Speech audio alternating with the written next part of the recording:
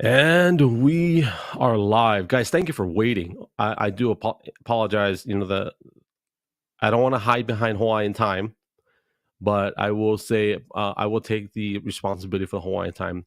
I'm a one-man band today, but thank you for those of you that are here, and I'm just grateful that you. I'm so excited. I'm making myself stutter over my own excitement. Got a very special guest today. But before we get into that, I just want to quickly just give some shout outs to my partners real quick. Today's episode has been brought to you by Archon Mounts. And for those of you that are content creators, live streamers, holidays coming up, and you're trying to find someone to hold your phone to take a picture, well, don't do that. Go to archon.com. I'll put it in the bottom. They have mounts like tripods, if you have DSLR, all those things. If you go to archon.com, you get a tripod. If you have GoPro cameras, DSLR, I think I said that already, all that good stuff. Very good quality mounts. When you go to checkout, be sure to put in Hawaii. Yes, so that's Hawaii. That's Hawaii at checkout, and you'll get 25% off until the end of the year off of all the equipment that you buy from them. So thank you for listening to this ad. Thank you for just being patient. Guys, we're going to get started in just a second. Today's guest is, it's funny for me to say this. He's a good friend of mine, and we've never met organically. And I say good friend because I treat him likewise. We met on social media here on X. I'm going to say X because we all landed here now, but I met him on X, and a former social media company that was assimilated or purchased by X. And so we're going to talk all about that just to kind of get you a little bit excited about what's going to happen today. He is the first content creator from X to live stream in North Korea. We'll explain the details about that in just a second. Ladies and gentlemen, I'm very happy. In about 30 seconds, you're going to meet my very good friend, Dave in Osaka.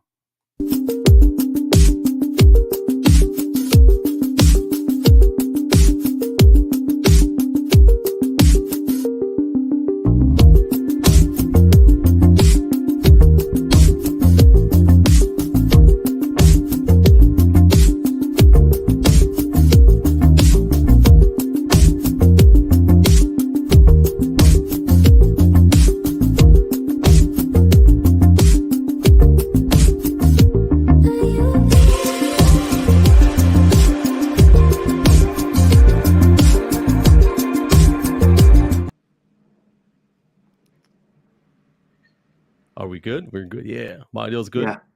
Hey. I meant to tell you earlier, I love the tracksuit. Is that a tracksuit? Is that what they call that? Yeah, I guess. My Adidas. It took you a while, if I'm not mistaken, to show your face on live streaming. Am I right in that?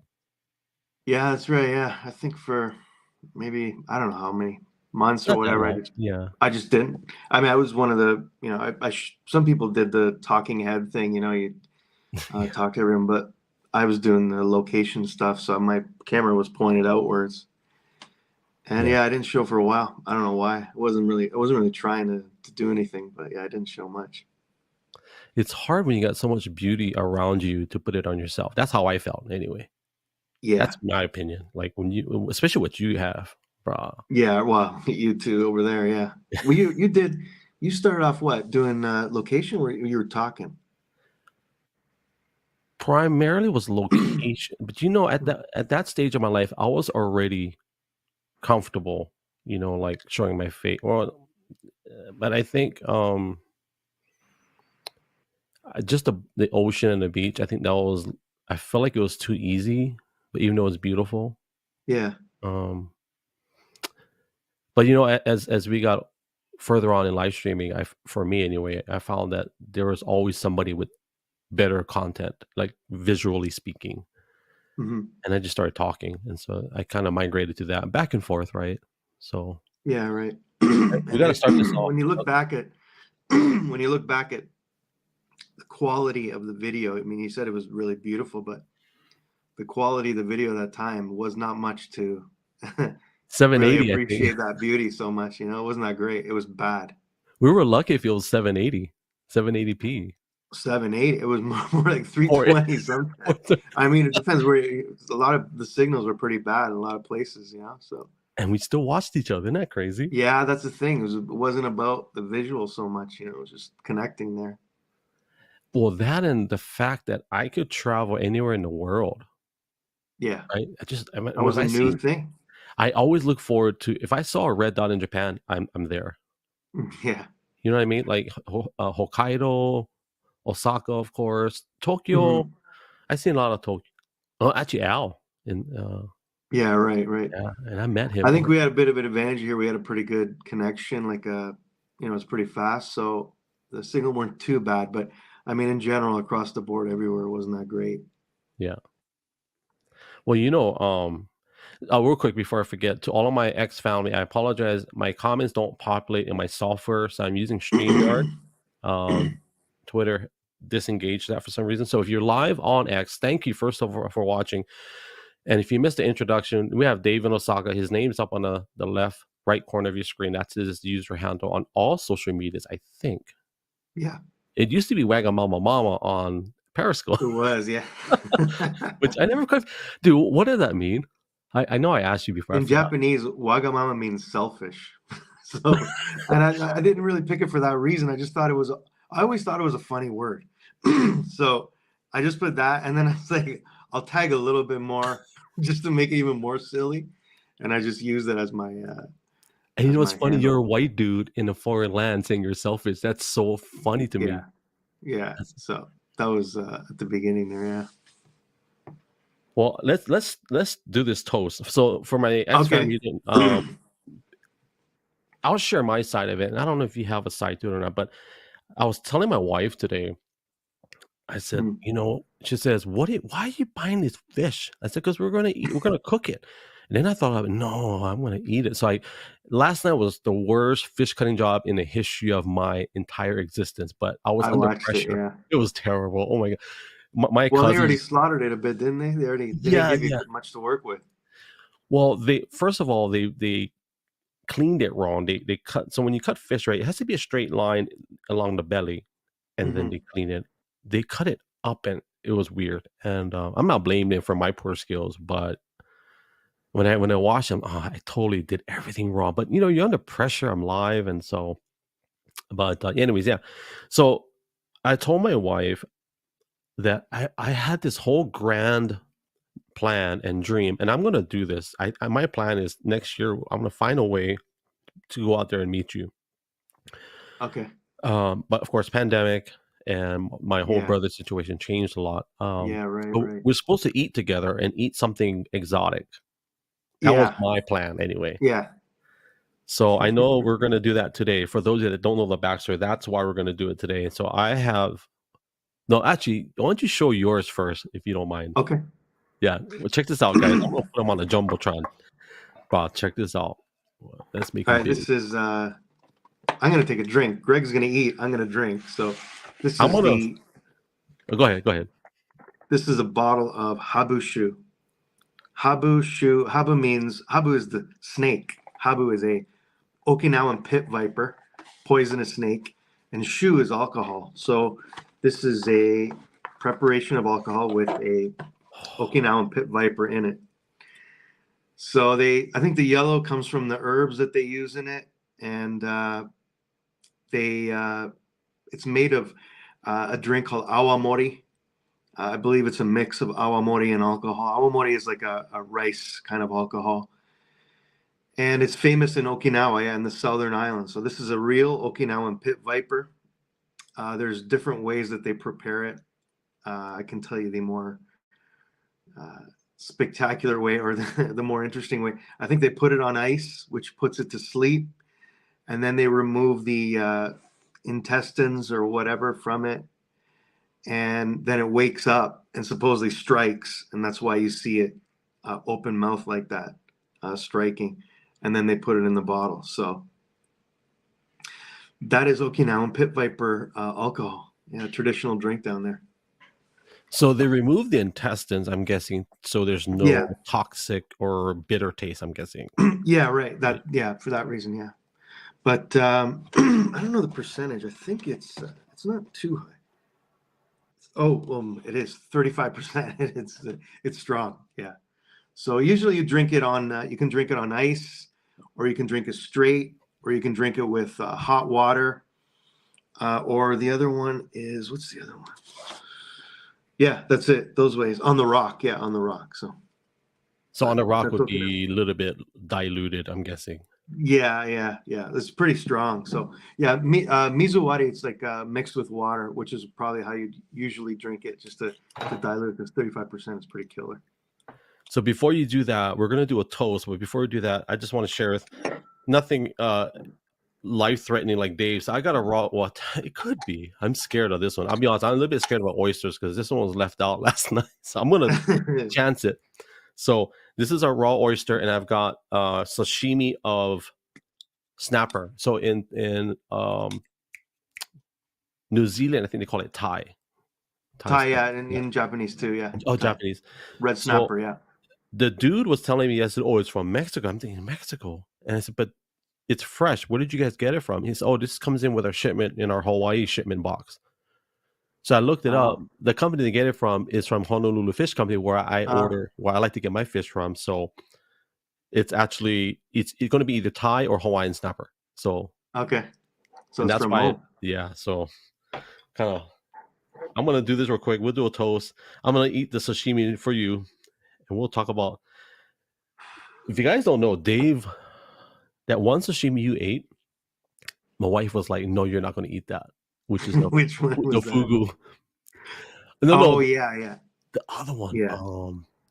Well, there's another one. It's kind of the semen. The semen, yeah. Yeah, the fish semen, yeah.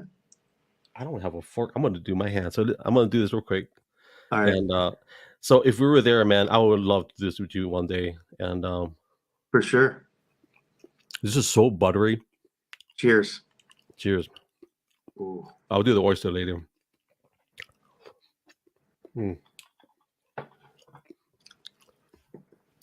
Sound effects. Is it strong? Yeah, it's super strong. You said 35%, right? Yeah. My daughter made this tea. So she made this oolong tea. Oh, very nice. So she said, you want the Japanese or the Chinese tea? I said, you know what? Do the Chinese, because I'm not Japanese. I'm Hawaiian, Chinese, Filipino. So. Oh, wow. I didn't know that. Okay. But definitely Hawaiian. My mom was Hawaiian, Chinese. So I'll do them. Okay. Cheers. Bro. Cheers. Yeah. Cheers.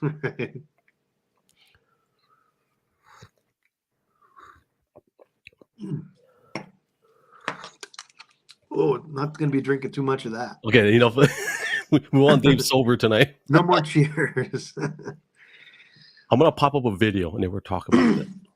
Okay. It's all public, so that's why I didn't ask you beforehand, because it's on your YouTube channel. So okay, cool. Oh.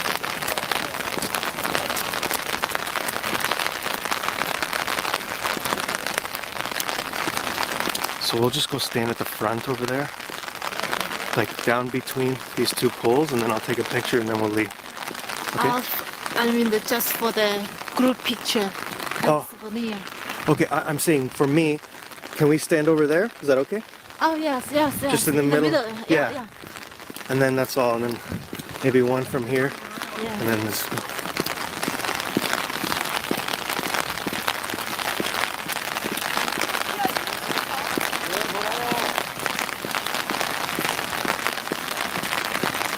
It's not a nice day for a group picture. Getting all wet. Yes.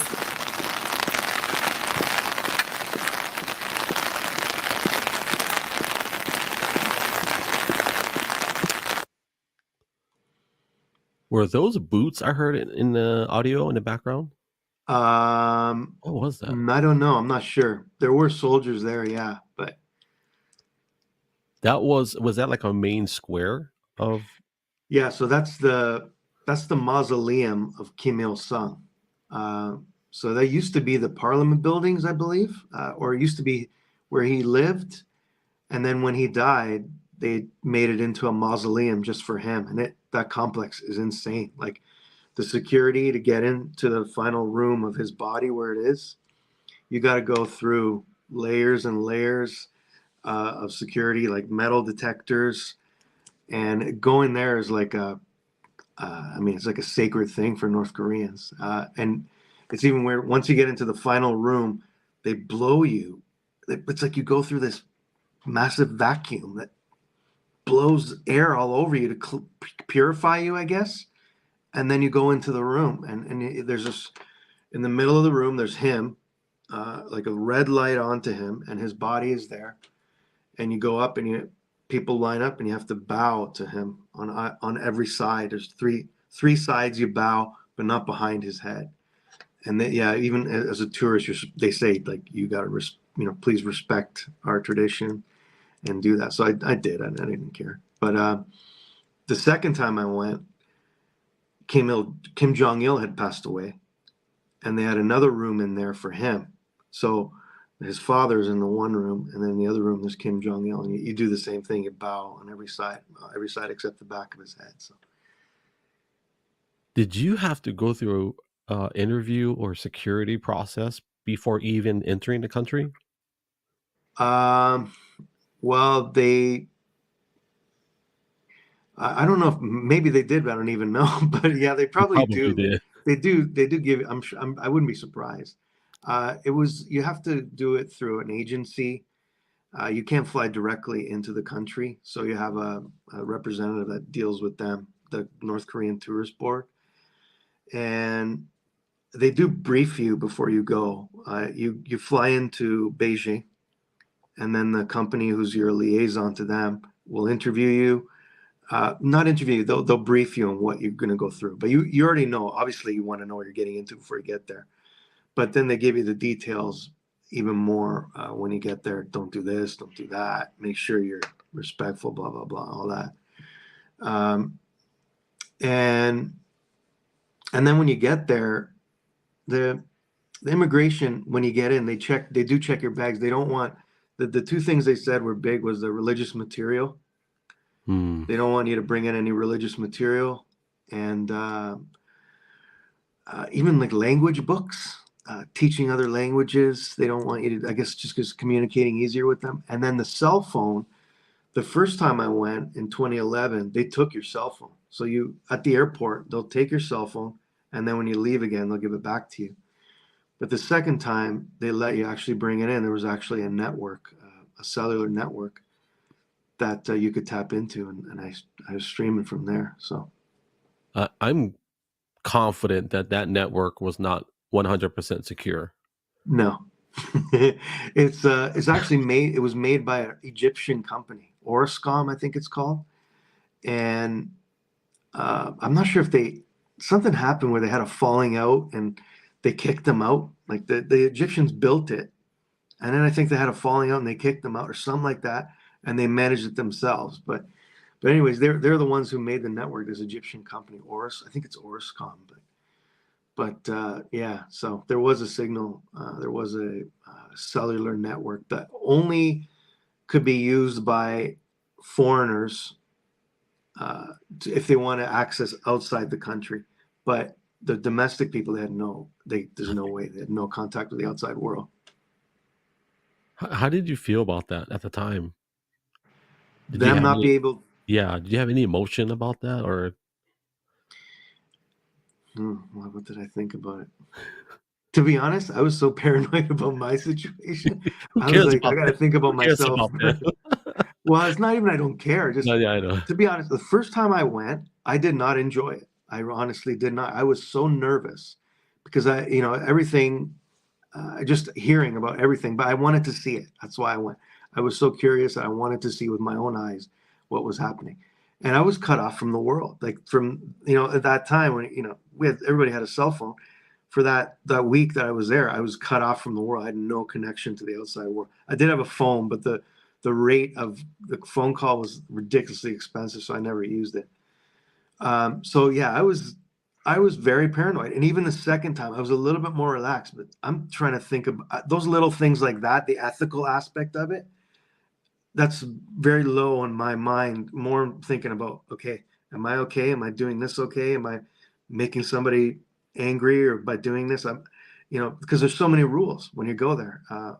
I was just being I was more concerned about that. Did they assign you a guide to be with you the entire time, or? Yeah, so you can choose if you want to go with a tour group. So you're with other foreigners in probably large groups, 30, 40 people. But again, I wanted to immerse myself as much as I could. So I did independent travel. And in that case, they assign you 2 guides and a driver. And the 2 guides speak perfect English, flawless English. And the driver, they drive you around everywhere. They treat you, they're pretty good, but at the same time, they're watching it too. They're doing that. The second time you went, you used their, I don't want to say Wi-Fi, or their internet connection, data connection. Yeah. Okay. Because you remember, I can't remember how I got it, but there was a company that was sponsoring us for a little bit. You remember that iVideo Wi-Fi, I think it was called? Yeah, right. I don't know how much they gave you, but I got a very small amount of data that they would sponsor me, and I would have to purchase at a discounted rate or whatever. Oh, really? Yeah, and I think the first month or so, they said if you promote, here's your promo code, and then they can purchase at a discount. It was never financially feasible here because, like in other countries, it probably made sense. But I remember it was iVideo Wi-Fi, if I'm not mistaken. Yeah, right. And I know you use them as well. Yeah. I think it was right at the. Pardon? You couldn't take that to North Korea, though. No, right? No. I had to buy a SIM card there. So that's another story. Buying the SIM card, just the SIM card itself was $250. Just the SIM card, no data. I had to go there's no cell phone store, so I had to get it at a hotel lobby. You register there and you tell them, I want a SIM card, and then you have to buy the data, and the data is $1 per megabyte. So if you're streaming, right, that burns through megabytes like that. And I forget how much I spent a lot of money. But you're self-financed, right? You don't have any corporate sponsorship. This is out of your own pocket. No. And what else was it? I had to use the VPN, obviously, because if they see that you're doing that, they obviously might have said something. But I used the VPN. And I remember I was shutting down all the other things on my phone to make sure I don't use any data because it was so expensive. But signal wasn't that great, but I did it. The point was I just wanted to do it. I wanted to connect with the outside world and just to show whatever I could, whatever glimpse I could. I honestly cannot remember if you live stream from there, because I don't remember, but I do remember all the other locations very vividly. But so in North Korea, you only been twice or more than 2 times? 2 times, yeah. Are you going to go again? If I did go again, I'd want to do something more volunteering. So I want to do something like teaching English, like contributing a bit more than just spectating, which probably makes up for what I said before, the paranoia of being there and trying to make it a bit better and concern for the people. I want to kind of contribute to it a bit if I could. That would be pretty powerful. There are people that do that. They do the English teaching. I've seen them that do it there. So, and then there's teaching right now, right? You're still teaching? Yeah, I'm teaching here at a university. So, and then there's also people that do the humanitarian work, with the charities and that. So, and they allow that, like, as long as it's monitored. Yeah. I'm sure they monitor you very, very closely. But yeah, they I think there's even they say Americans can't go there, but I think if you are for humanitarian reasons, I believe that's the loophole to get in for an American, is if you're a volunteer, I believe. I'm not sure, but yeah, a lot of people do I can't say a lot of people, but they do the volunteering in North Korea. So, well, I know Dennis Rodman got in. Yeah, he did. I think twice, maybe more than twice. Oh yeah, I'm sure he's been there a few times. He's got connection. The big guy likes him there. He likes basketball too, apparently. Yeah, right. It's funny you were saying that, because I remember I asked about the interviewing process, and I forget what year, but President Obama, right out of office, he came to Hawaii. Well, he's been coming to Hawaii every year, but I got a chance to meet him, and oh wow! So my boss at the time is friends with him, and we, where I worked at, I retired. I had an early retirement from Paul Mitchell in Hawaii, And so Obama would stay at his house. And so, but here's the thing: we had to sit in front of the Secret Service supervisor, whoever I can't remember her name, but she interviewed us. We had to fill out paperwork. Wow. And then she, it was all non-intrusive questions, right? Mm-hmm. But then I had to furnish all of my personal details and even my social security number. So I'm assuming that they ran my credit, everything, just to get to know who I am. And then after I passed the interview, and so all we did, honestly, so my job at Palm Beach, I was standing and refinishing. That's all I did was woodworking. But whenever a guest would come, I would be concierge and hey, do you need, what do you this is what do you need kind of a person. Okay. But when Obama and his family came, after I was approved, it was me and one of my coworkers. And so there are three of us. And they gave us this pin with the American flag. Oh, and I was so happy. And they gave me a Secret Service coin. It's like these commemorative coins. And I was like, I'm so happy. And I put the pin on my bag. And I'll take my bag home and come back to work with my bag. Then I thought about it. I don't think this is just a regular American flag pin. No. I think this is one of those electronic tracking devices. Oh, you think so? That's what I thought. But did you put under an X-ray or? I did it because I'll be honest with you, I was kind of nervous about it. I'm like, I don't know if I should. I'll just leave it alone. I'll just get rid of it because I literally thought, But my uncle was a cop in Kailua, and he said that there was about 2,000 law enforcement special agents just in the town. Wow. Just for him. Oh my God. 2,000. And how many people are in that town anyways? About 50,000 in that town. Okay. So the 2,000 would be spread out. There are snipers on the mountaintops just hanging out. They just camp out.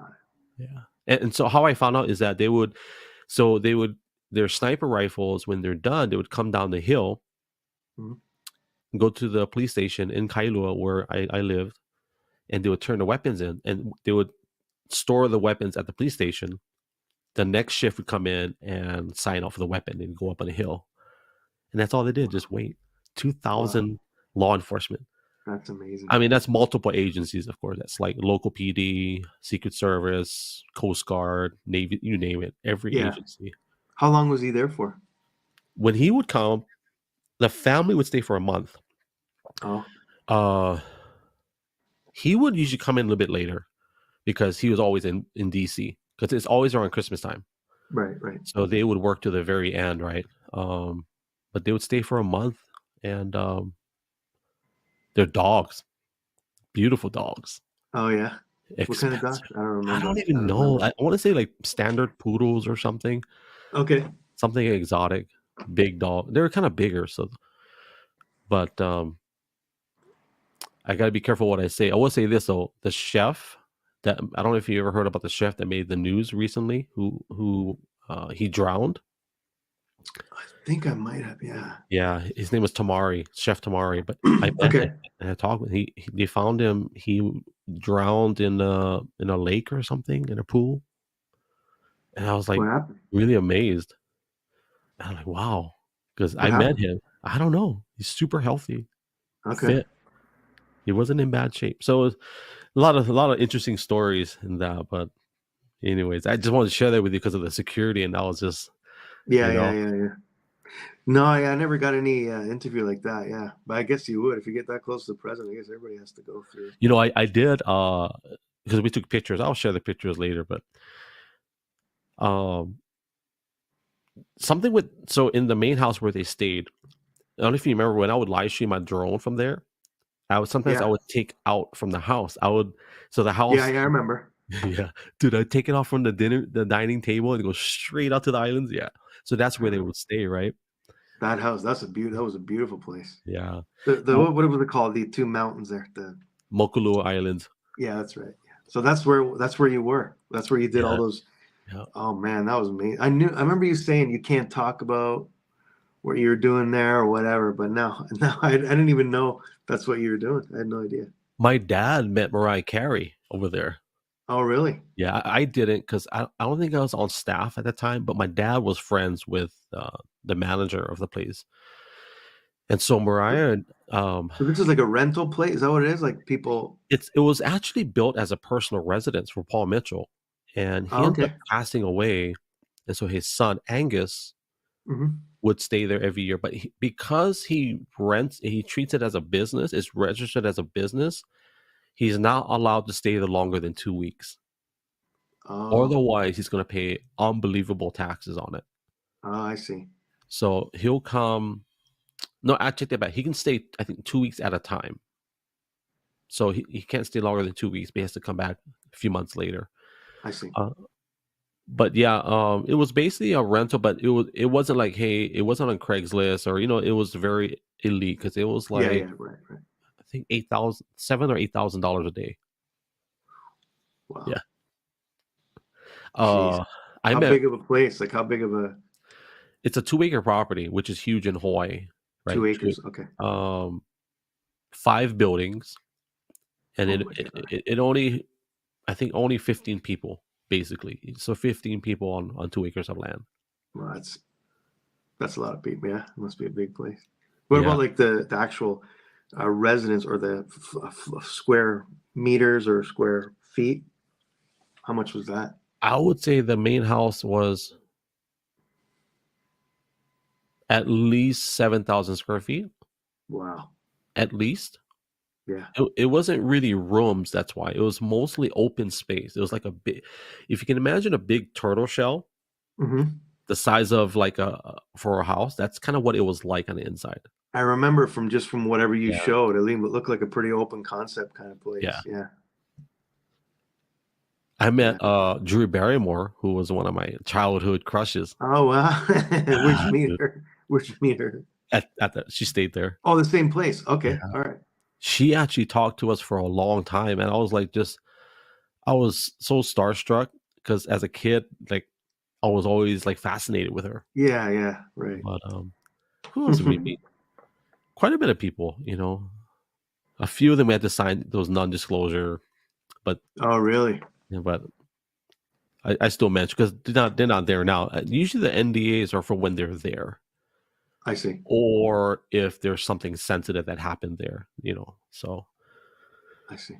But let's talk about what we said earlier.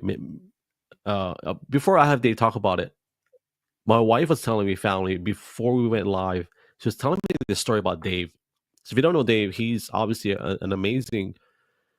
It's so hard to categorize him, but I'll just categorize him as a content creator. He is one of the original content creators to broadcast multiple beautiful locations. And one of the places he went to, my wife just reminded me today, was when he was on a moped and something happened and it was potentially life changing, not just for him, but even for us that witnessed this. So I'll have you share that story, Dave. Yeah, it was in 2018. I think it was 2018 in Myanmar. And I was on a moped, and then an earthquake hit, and I was in the middle of nowhere in I guess it would be central Myanmar, just outside of where is that? Bagan. And Bagan is basically like a pretty barren kind of desert-like place dotted with temples everywhere. And this earthquake hit, and I was on my bike, and I felt my bike go up and down. And I looked at the temples around me. I could hear the rubble or the stones coming down across the temple. This one massive kind of like a stone pyramid was covered in dust. It was buried in dust. I couldn't even see it, but I could see when it first hit, all the stones coming down, and then all of a sudden it was just covered by dust. I could hear people screaming, and even to my right, there was 2 smaller temples, and the tops of the temples, the one temple had fallen right over. And just prior to the earthquake, I'd been streaming from the top of one of those temples, and I signed off. And when I signed off, I went down, jumped on my bike, and yeah, when I jumped on the bike, that's when the earthquake hit. And at the time, you know, you're in the middle of nowhere and something like that happens. There's no news crews anywhere. So, hey, Tala, how's it going? There's no news crews anywhere. They have nobody to kind of verify what's happening, what's going on. So I was one of the, there were other people, but I was one of the people that they contacted. I had news agencies going crazy, contacting me, CNN and Reuters and Associated Press, everybody trying to find out what was going on. And they wanted to use my footage, the pictures and the video. And I continued streaming through the day. I did 2 of those there around the temple, just showing what's going on. And at night, I did showing damage from around that area. And then the next day, too, the next couple of days. And no news crews had got there for days. So, you know, being able to show that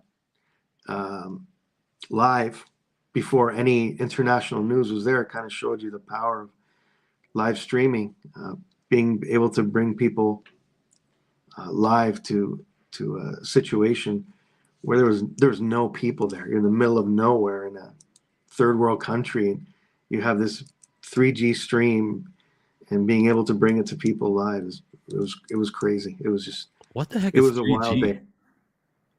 Pardon? What the heck is 3G? 3G, yeah, no, at the time, but that's what I mean. If you look back on those, some of them actually didn't look bad considering for 3G, but looking back, the tolerance we had. Well, now looking at 1080p is yeah, it looks bad, but I guess back then we just didn't know any better. I think we were just excited and we forgave the poor resolution. Tala says she remembers, and I meant to acknowledge people on Twitch. Thank you. Even Emily. Emily told you hello. Yeah, I saw Emily. Yeah. But there was an excitement, like you said, the excitement at the time about of bringing that kind of stuff live. I'm saying to anybody, there was a vibrancy, there was an excitement about live streaming at the time that I don't know if it's there anymore. I mean, people still enjoy it, but it doesn't have that kind of feel like it did then. Do you agree? I do, and I was going to tell you this. I want to say, and I'm not doing this just because we're live, because I will tell you this even with the cameras off, but I want to tell you thank you, because you, Louise Poppy, and Chantel TV and I think Bobby Bicker, but more so you 3, you, Louise Poppy, and Chantel TV. For those that don't know, Dave in Japan, Louise in New Zealand, and Japan actually, but mostly New Zealand. Chantel TV is in France, now in New Zealand. But those 3 were the 3 people that continued to live stream, even though it wasn't as popular, or even though the audience changed.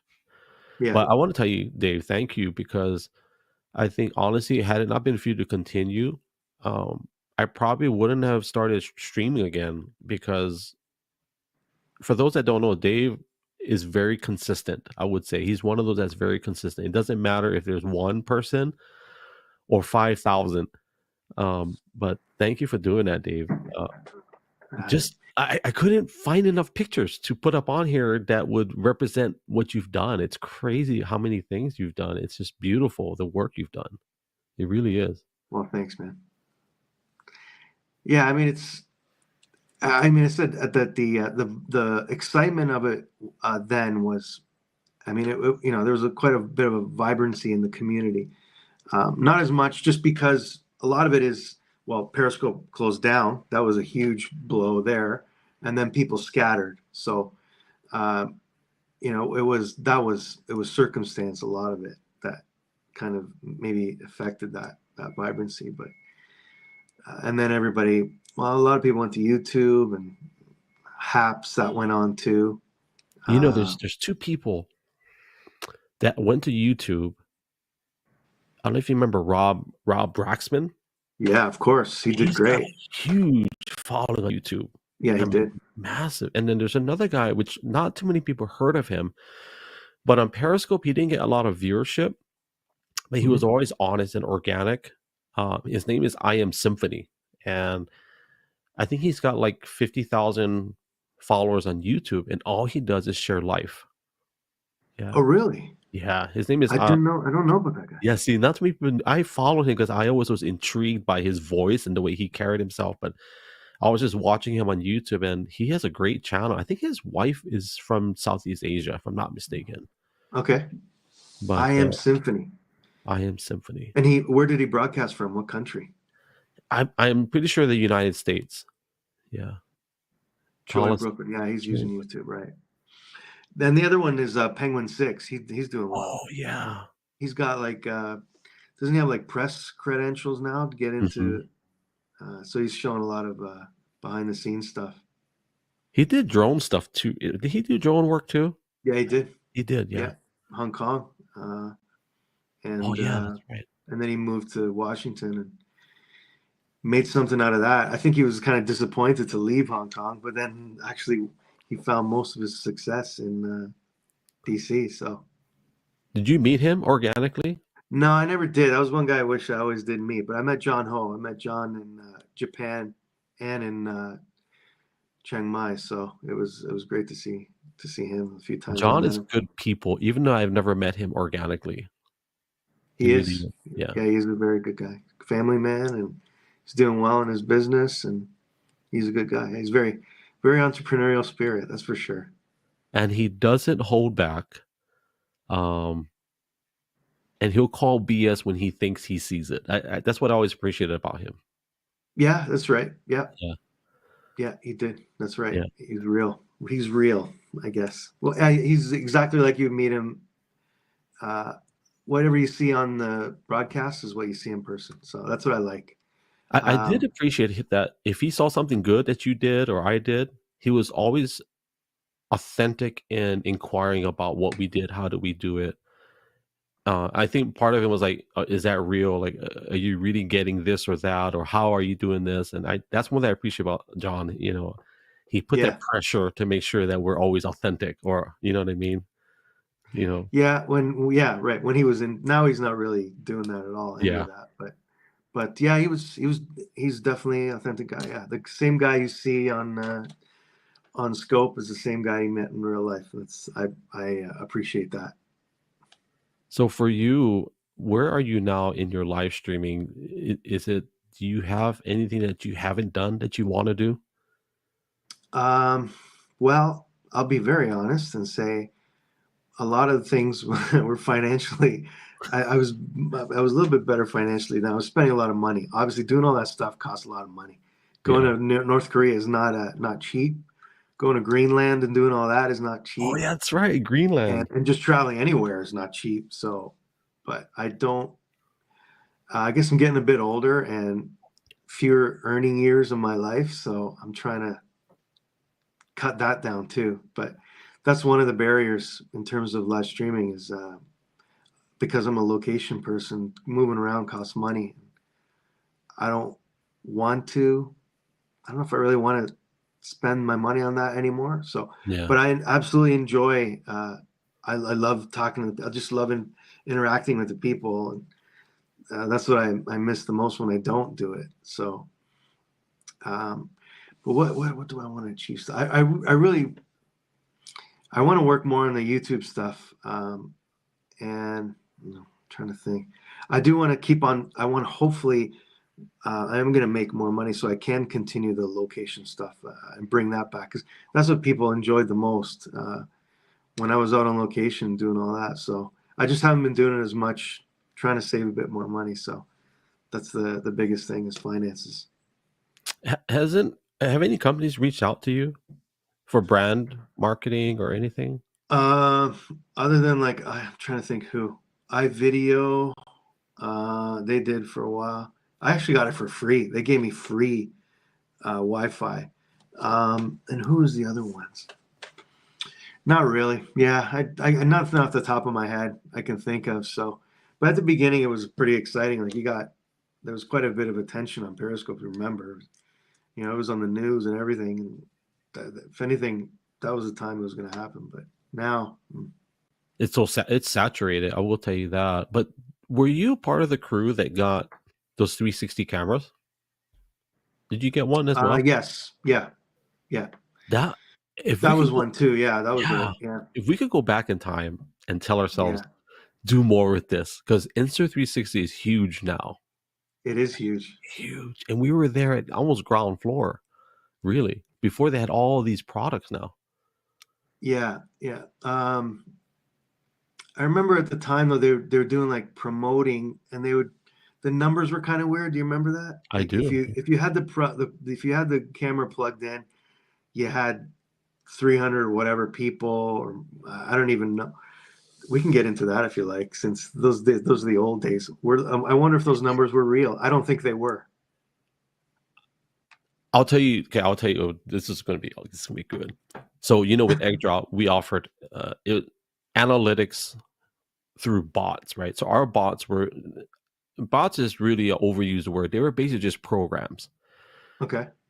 Infused in a user account. So all that means is Joey had, I think, 6 accounts that were basically bots, if you will. Okay. And their only function was to engage in conversation. So if you came into my conversation or live stream and you said, you know what, Greg, you said a bunch of F words, the bots would pick up on what you said. I see. Yeah. And they would remove you. Right. If I chose to do that. So that's one way of having extra viewers in a broadcast would be technically not true. Okay. They're not there, and they actually have a function to be there. Yeah. So I can tell you for a fact that it was that simple, and the Russians did it by creating thousands of web pages. Basically, is what it would do that would view a live stream. I know that's how they did it. What I do know is that Periscope / Twitter allowed that to happen on purpose. That's what I believe, because it made them look better than what they actually were. And I think now that when Elon bought Twitter, that's proof that he exposed it, didn't he? Yeah, he exposed that numbers were not always true. But do you remember Alex Pettit? I think he was a broadcaster in the UK. There were 2 Alexes. One Alex in Germany. There's another Alex Kahn, and there's another Alex Pettit in the UK. They were both have astronomical numbers. Unbelievable. Yeah, I remember that. Yeah. And I won't tell you who, but one of them reached out to us in private. And I'm saying us, meaning Egg Drop. One of them reached out to us in private and said that he had a contract with with Twitter. And so the part of the contract is he would promote their things, and they would promise engagement, which means, you ever notice sometimes it doesn't matter, even today, if you go live, you ever notice sometimes you have one viewer and then sometimes you have like thousands? Like, how does that happen? I never have thousands, but when I do on YouTube, and I have had 1,000, that's real. I think it's real. I think it's like if it's a big news event, like recently the local team won the championship, the baseball championship. I had 1.7 people concurrent. I think that was real. It wasn't BS. Yeah. On YouTube, that's not astronomical numbers. So, but on Twitter, it was not real. I mean, it was just, I don't understand. It wasn't even a topic that deserved that attention, and it got to people who didn't deserve that attention. Yeah. Because of the content. It was just bots. Yeah, I think it was just bots. It was their bots. I also think a lot of it too was the what's the word? I think visibility is the word, right? Because people would be like, "Oh, you're just doing good because you're in Hawaii or you're in Japan showing extreme exotic stuff." But that's not always true, because sometimes I would be live and I would have like 20 people tops. If I had 100, great. And then there are times where I'll have Russian influence, the Russian what do they call it? You know what I mean? And I would have 100,000, right? It's like, okay, I don't care who, that's not real. No.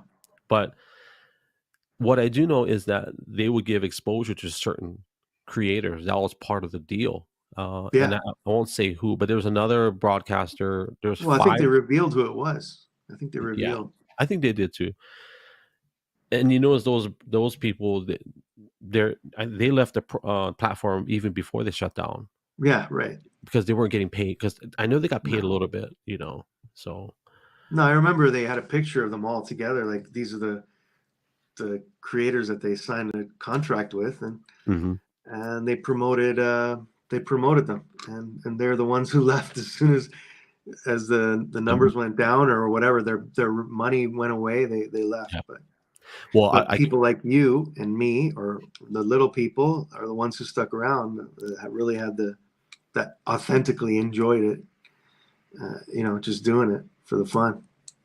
So I shared with there's a Spaces group that I was talking in yesterday. Have you ever jumped in on a Spaces before?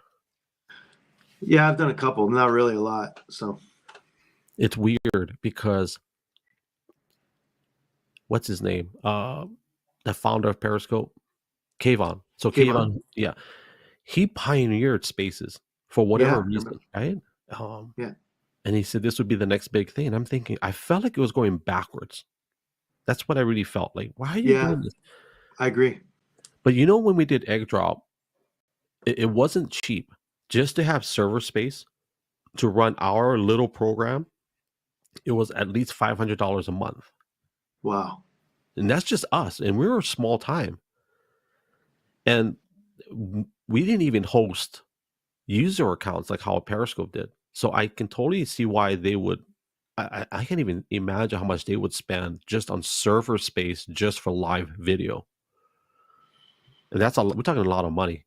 Yeah, yeah. So to migrate to audio only, I get it. Like, I can imagine they save quite a bit of money. Costs. But then now I hear that he's going to bring back video spaces. Yeah. So that's what I heard. What's the difference between video spaces and live streaming?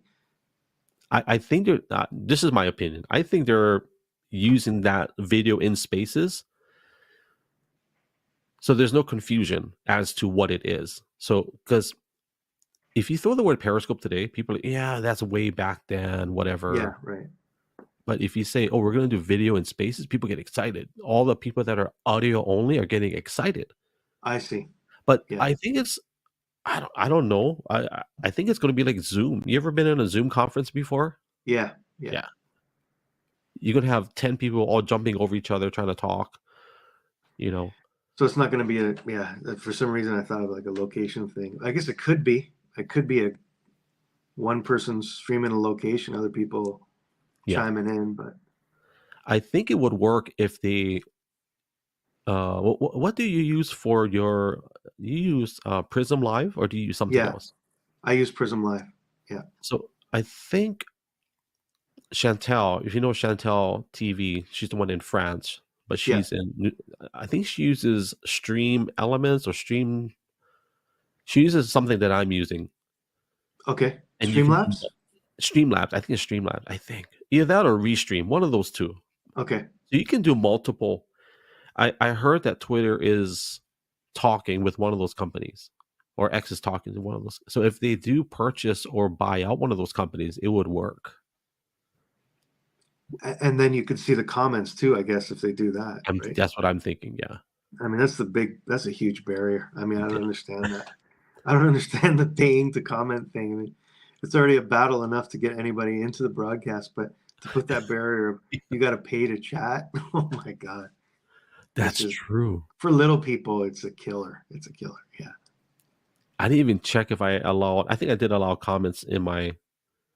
That's a good question. That is so. And you can't. But even you wouldn't even be able to capture it here, though. Even if you, right? Yeah. You can't capture comments on X. So. They used to, and then for some reason, what I heard was they were charging astronomical numbers for other companies to use the comments within the stream. Oh, really? So I think that goes to what I was saying, is that it's not cheap to have server space for live video.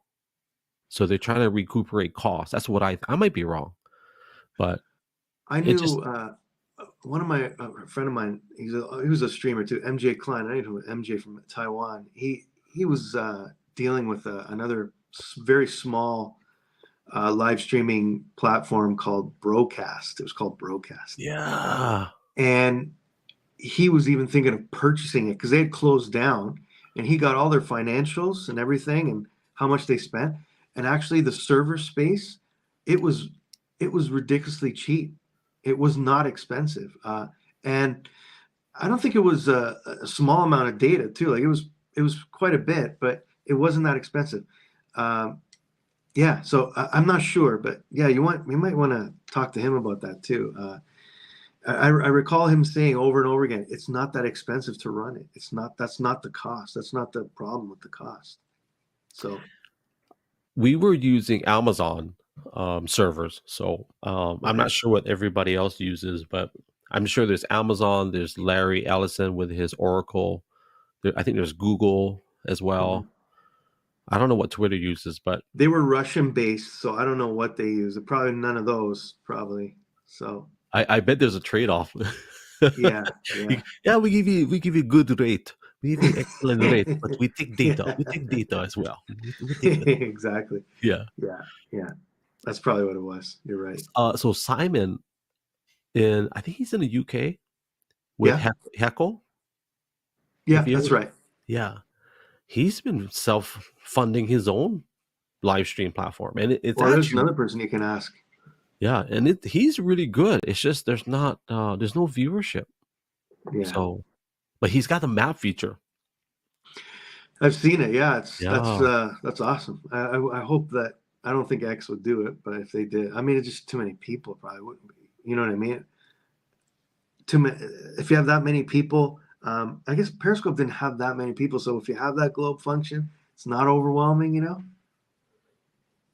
How many? Having too many live streams going. You know. How many things did they have? What would you say at any given time? Average live broadcast. Oh God. I don't know. I remember Rob Music saying the peak times. I think it was like Monday mornings were the peak times, Sunday night was a peak viewership time. I have no idea. At its peak, do you mean? Well, there were times certain times of the night I would jump on, and I already figured it out because if I went on at 1 o'clock in the morning, I would be competing with Kazakhstan, Saudi Arabia, all those people. Oh, okay. Because they're in the middle of their day. Because I was in Hawaii, right? So Hawaii has its own time zone. Right. So, and I was never competitive, but I also wanted to make sure I get some kind of audience. I had to figure out who's going live when, and when are there the least amount of people, or when are there the most people that are awake. Because right.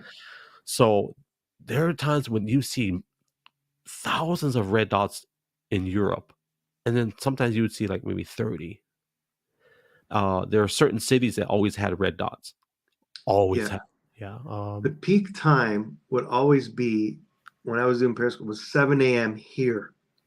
Like if you did 7 a.m., or 8 a.m., you got the UK, and then you got the US coming back from work or whatever, maybe just settling in after dinner. And that was like, numbers were insane. Like it was like I was getting 200 concurrent, 250 concurrent. I used to just this was like when people were still in awe of live streaming. I used to just film myself going to work, just on the subway. Yeah, I used to walk and talk. I used to walk to work. Yeah, I used to just walk to work. Oh my God! And I get 200 concurrent. I remember it was nuts. And we thought, oh wow, Dave's taking us on an adventure. Yeah, but that was the peak time. It was 7 a.m. because I got the UK and then I got the US. So yeah. I didn't know what I was doing. All I know is I would watch you and other people. I said, you know what? I got to come up with something because I can't compete with that. And then I came up with these slogans like walk and talk or in the kitchen with gLO, but the walk and talk was you're one of the guys that did I call them walk and talk. And I was like, I got to come up with a title because if they don't like the title, they're not going to jump in there. And yeah, I remember those walk and talks. Those are great, man. It was just people wanting to connect. That's it. It was just the fact that you could connect with people and just interact, that people appreciated that. I know I felt special when like you would acknowledge my name in front of all those people. Like, yeah. He said my name. It's so childish, but it was funny because it's like we're just longing for Dave to see our. And if he didn't see our comment, we'd type it again. And then remember Aerobro 808? Do you remember? You ever heard of Aerobro 808? Oh yeah, of course. Yeah.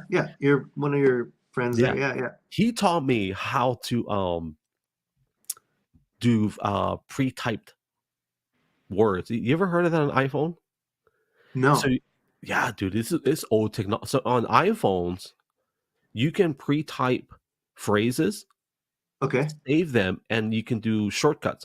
So if I'm in your broadcast and I'm typing, I'm like, you know what? I want to tell him hello. I'll do tap EE. So if I do EE and I enter, it'll type up the whole slogan.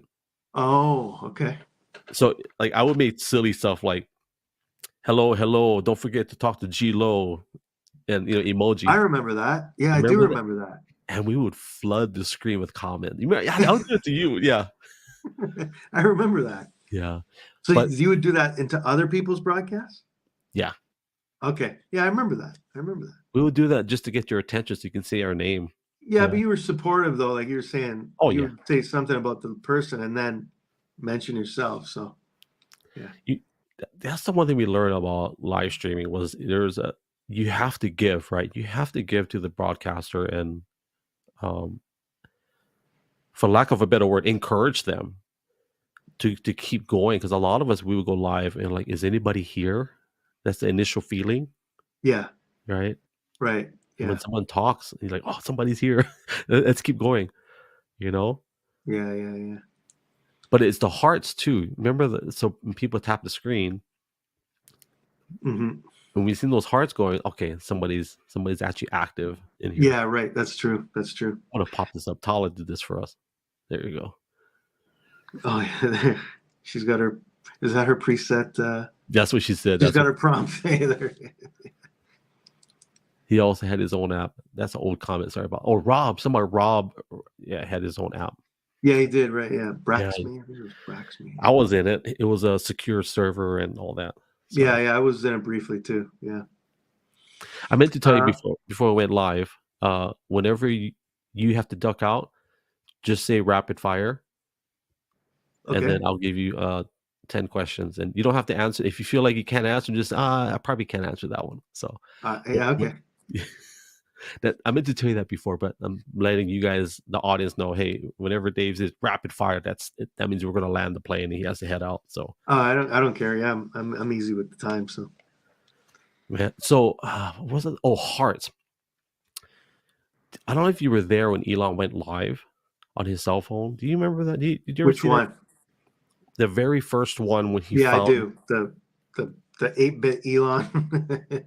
He was. I think he was legitimately embarrassed on how poor the quality was. Yeah, because he kept laughing and then. But he said, "Can we turn off those hearts?"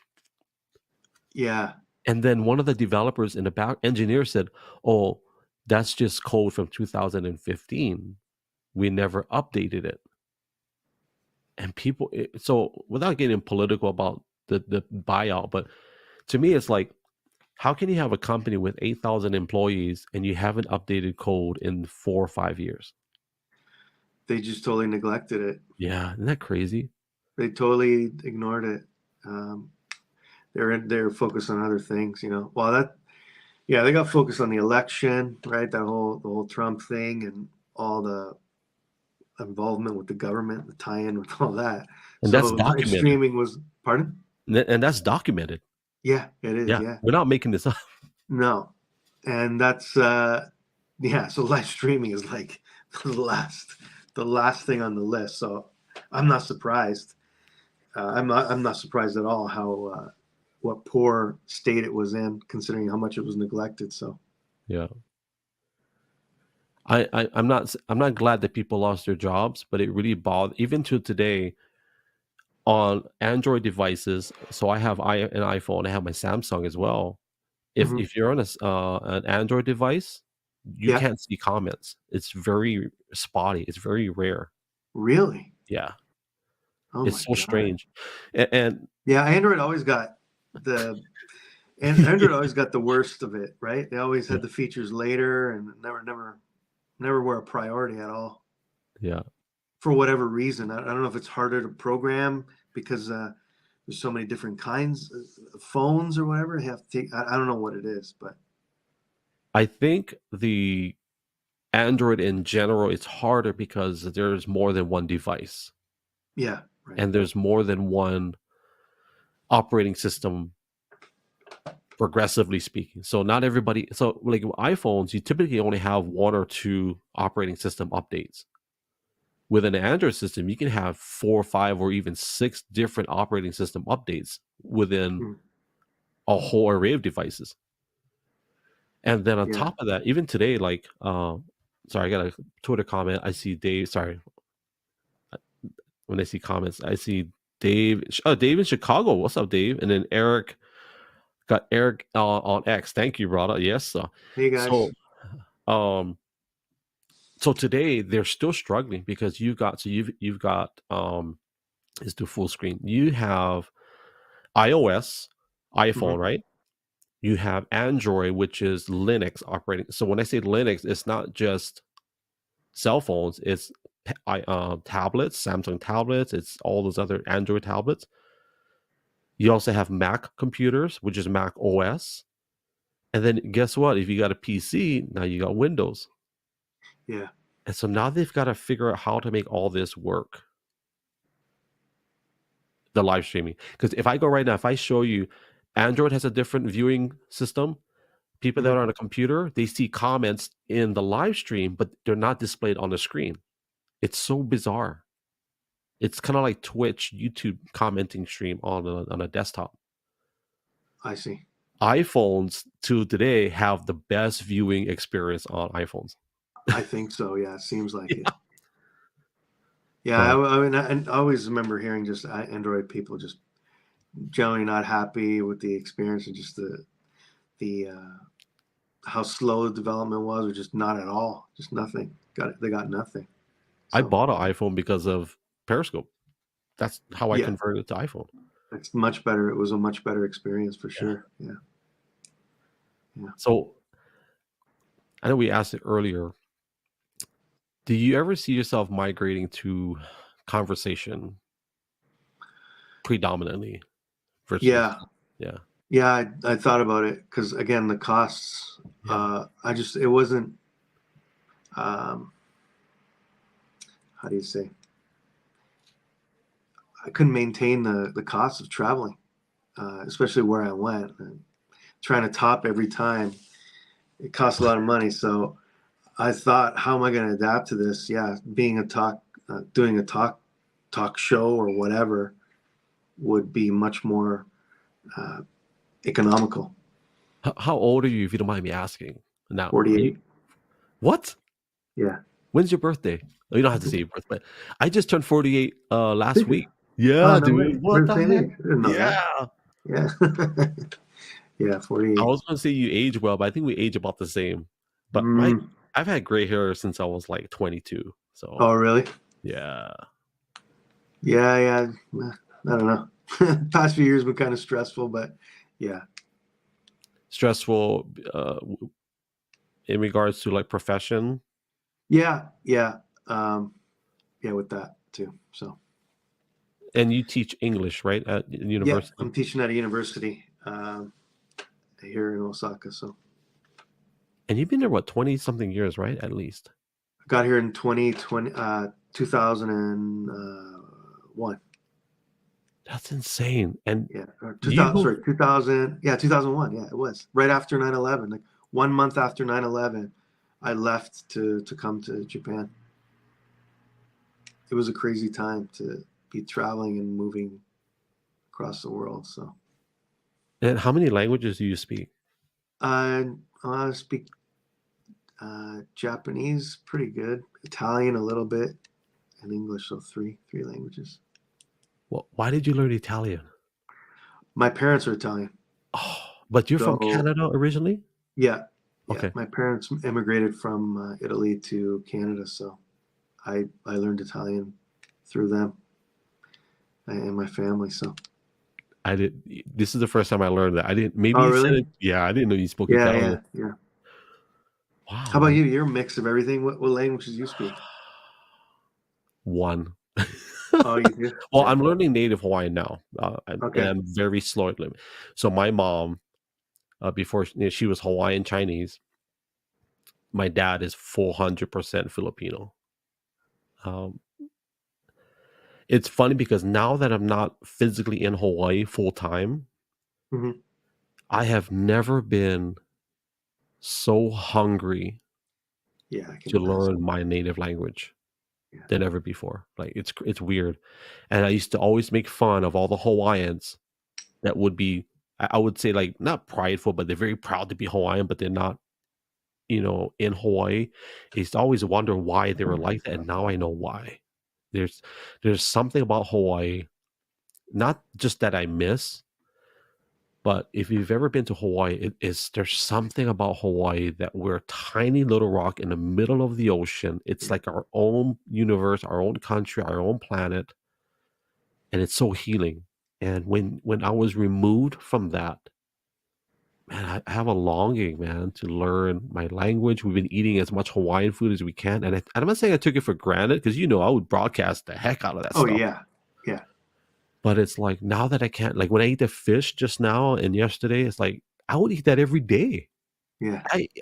Bro, bro, I eat raw fish every single day when I'm in Hawaii.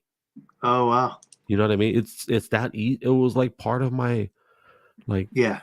Yeah. there was always raw fish in the refrigerator, always. Are you guys planning on going back anytime, or is it you're going to be tied down there for a while? Well, there was a time, so we've taken at least 8 trips already in the past 10 months. So it's getting kind of expensive to do that. So Yeah. we're very fortunate and we're blessed. We do have property still in Hawaii.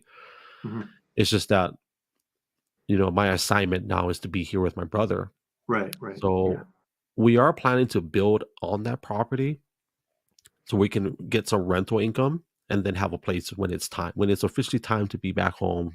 That's where Mhm. we'll. But yeah, man, I long to go back home and be home. I'm not sure if you ever felt that because you've been in Japan so long. Where is home for you, Dave? Yeah, good question. I mean, my parents are in Canada. That's my home. Yeah. Yeah. But yeah, I've been here almost as long as it was in Canada. I left when I was 25, and I've been here 20. It's going to be 23 years, so I've almost been here too. So, yeah, I don't know. I don't know what is. I move. I don't really think about where is home. I just move around. I'm pretty flexible with traveling. You know what I mean? So I'm gonna ask a question. You can say I probably shouldn't answer that if you don't want to.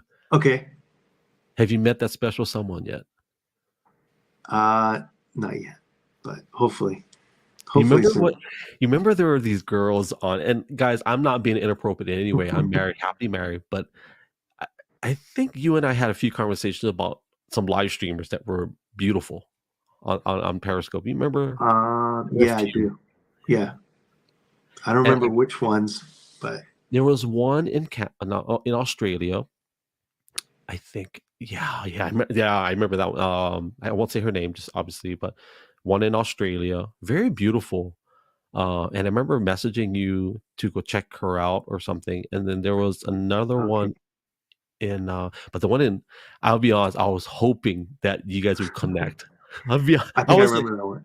I think I "Ah, man, that'll remember be that one. such a great fit." Because I don't know, it wasn't just about physical attraction. I just felt she was a great broadcaster, and I saw that there was some kind of, you know, possibility, and I was really hoping that you guys would connect at some point. I Yeah, I remember remember that. saying, I don't know what I said. I can't remember, but I do remember I wanted you to connect with her at some Oh, point. yeah. I remember that. Yeah, I remember that. Yeah, that was a while ago. That was a long time ago. So. Hey, Yeah. one more question. What about the geisha? Because I know you did a lot of broadcasting with that, but there was one I saw where you were. I don't know if that was your video. It was like a private room with a geisha. Was that you, or Mhm. is that someone else's video? Yeah, I did a couple of those. Yeah, it was. That was something before the pandemic. It was like a paid photo session, and it was run by he was actually like a world famous geisha photographer. And funny enough, he was probably the first geisha spotter, like I used to do. He used to stand in Gion, where I usually used to film, my geisha neighborhood, and he used to snap them as they go by. And he eventually befriended all these girls and the people in the community, and they trusted him. And through the years, this guy became like the geisha photographer. I forget his name. I have his books, but he was the ones who organized these sessions, and you paid a lot of money, especially the one that I filmed with them with the black kimono, because when they wear the black kimono, it's a special occasion. It's the beginning of the year. It was the new year, so they had a whole dinner, and they booked this beautiful room where they do the no drama, the Japanese drama, and they do just dances there too.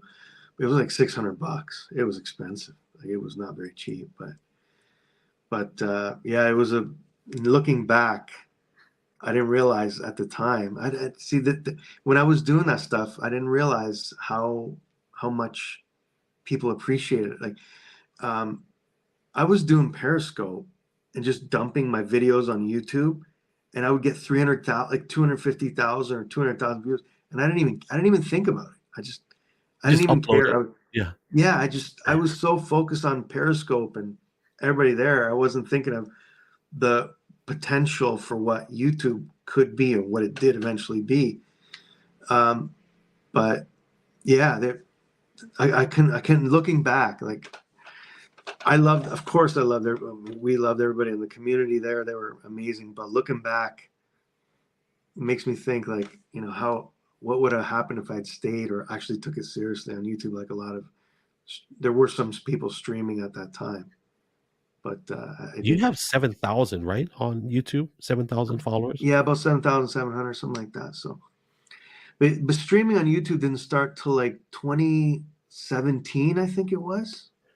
Something like that. Let's talk about that, because people don't know that Twitter was the first of the major companies to do live streaming on mobile. Right? Yeah, on mobile. Yeah, that's to be clear. And then Facebook didn't do it till after. No, Twitter. Yeah, it was after. And then, of course, YouTube did it after as well.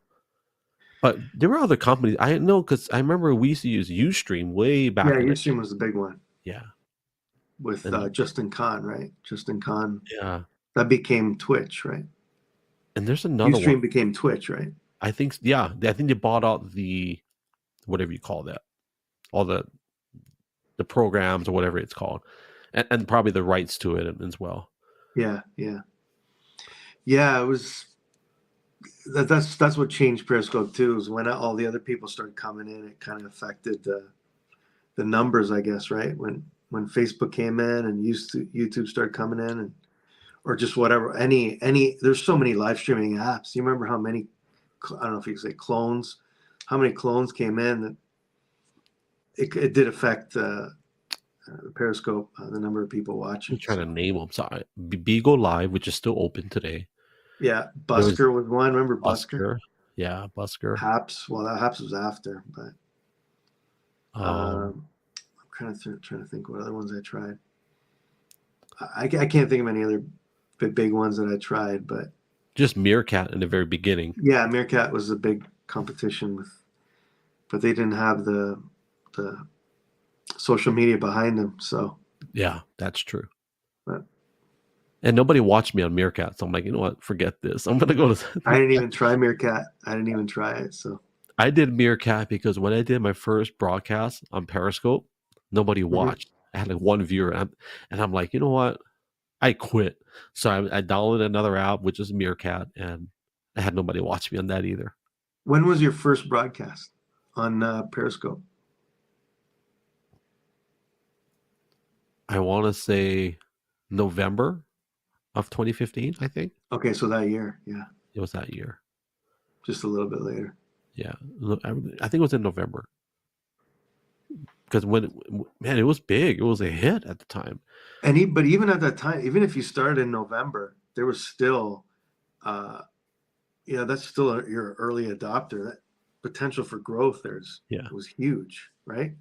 Well, okay. I remember now why I didn't have. It wasn't that I didn't have viewers. I had like a handful, but if you didn't engage with them, they would leave. Yeah. Unless you're doing something really weird or sexy or dangerous. But other than that, if you didn't Right. engage, they would leave. I guess once you had that critical mass of people watching, then maybe other people would come in and they'd see you interacting, and then Yeah. that'd draw them in and keep it going, which is how you do it, you know. I think you used the word you're a location guy, right? And in that instance, a lot of us would sit in there whether you engage with us or not. But if you engage, obviously it would get us to stay longer. Yeah. So that's one of the things I learned early on, was to engage with people. And I kind of you talk about you spend a lot of money with the travel. I spent a lot of money on giveaways and just giving stuff away. And it wasn't to get viewers. Maybe deep down inside I did want people to watch, but I really wanted to bless people. Like, we gave away tripods. I gave away Hawaiian stuff, and I remember that. I think what drove that was the engagement. Like, I just want people to learn something, and hopefully somebody will win a tripod, or they'll win a box of chocolates from Hawaii, or coffee. It's just part of the entertainment. Like, you're just entertaining people. It's like a game show. Game shows give stuff away. They're trying to have fun. Yes, it's a business, but they're trying to have fun too, and draw people in, and just have some excitement, entertainment, letting them forget about their daily lives, and and enjoying the time there. A replacement for TV is what it was. Yeah. I will tell you this: if you had a subscription service, like, to watch you, I would pay. Like, why wouldn't I? I already pay 5 other services. I pay, Netflix. I used to pay YouTube $50 a month. I used to pay, all these subscription services. I would pay you to watch, and I guess the thing is that what added value is it to pay? Do you get, if you can think of some perks, then yeah. But what's the difference between a guy paying and a person not paying? If they're getting the same thing, why would anybody? I think it would have to be personalized, probably, to make it valuable. I would do private streams, do private streams and that. But again, I think you have to have a big enough audience that when you do the private streams, there is that community feel there. Because if it's too small and it's like you and one other person, it's like it's kind of weird. Yeah. And on YouTube, the numbers are, it's so much competition. It's hard to draw in a lot of people, so.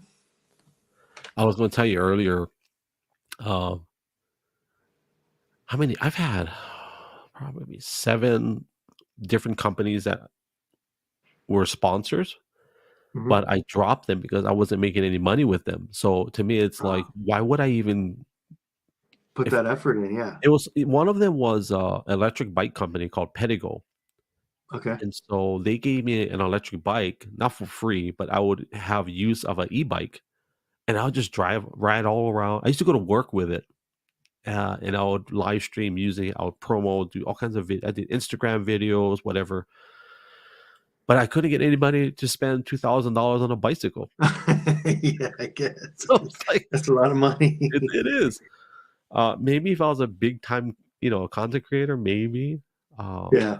There was another company. It was a scuba dive company. Did you approach them or they approach you? That one I approached them. I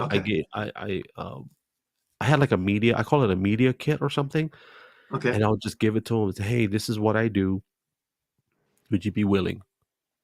And I do that today. So today I have Dubby energy drinks. I still have Archon, and then I have a it's called 5 and 7 Tactical Solutions. They are a basically like firearms training service. Okay. And then the other one is a clinical psychologist that I partnered up with. So, because I interviewed her and I said, "Would you be willing to offer some kind of services to my, my viewers?"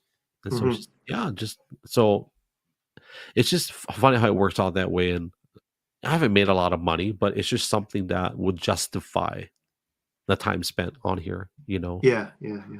But you can get people easy, no problem. I can see you just like, even if it's like an extra $100 a month, that would be. I appreciate even just that. If I could do that, yeah. Yeah. But I mean, I make a little bit from the views. Yeah, on YouTube. Yeah, and recently they changed the sharing, so you do make you make a little bit more money. They're a bit more generous with the revenue sharing, so that helps. But yeah, nothing huge. But hey, I'll take whatever I can get.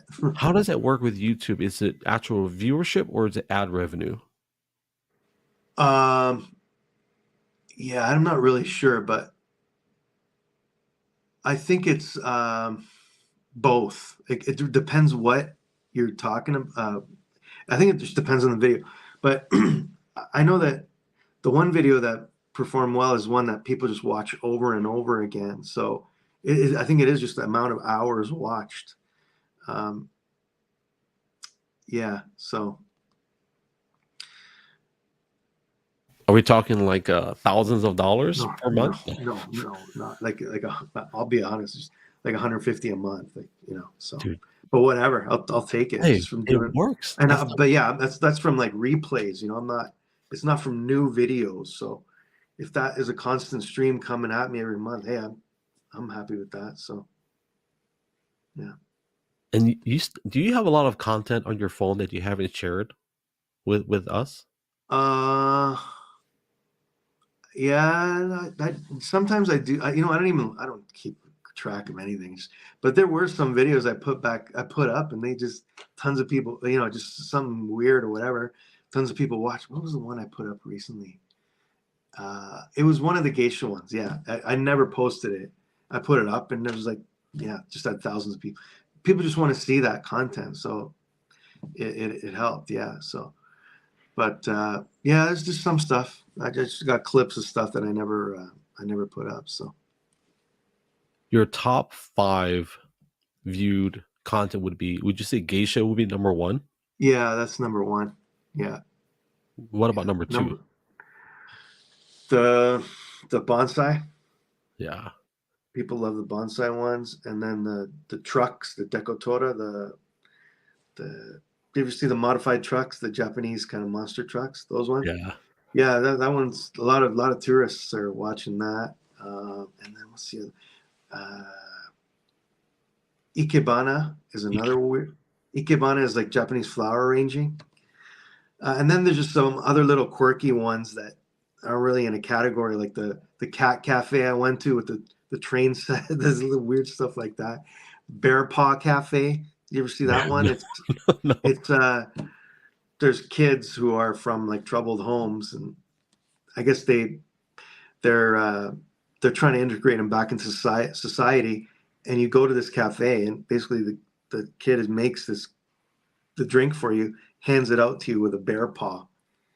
So they're anonymous. I think these kids have a lot of social anxiety. They've went through a lot of trauma. So that's their way of interacting with society, is this bear paw cafe.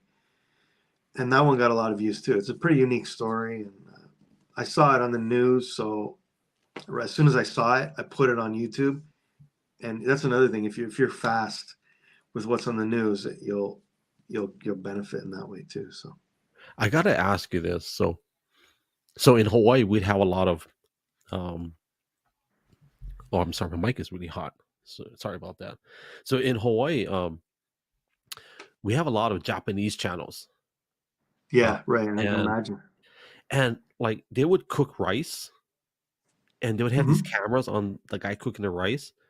And I'm not being disrespectful to Japanese, but it's just how I hear it. I hear them go, oh, and then this light, and all these graphics, and the guy eats the rice. TV, he's right? Like, he's eating the rice. He's like, oh, yeah.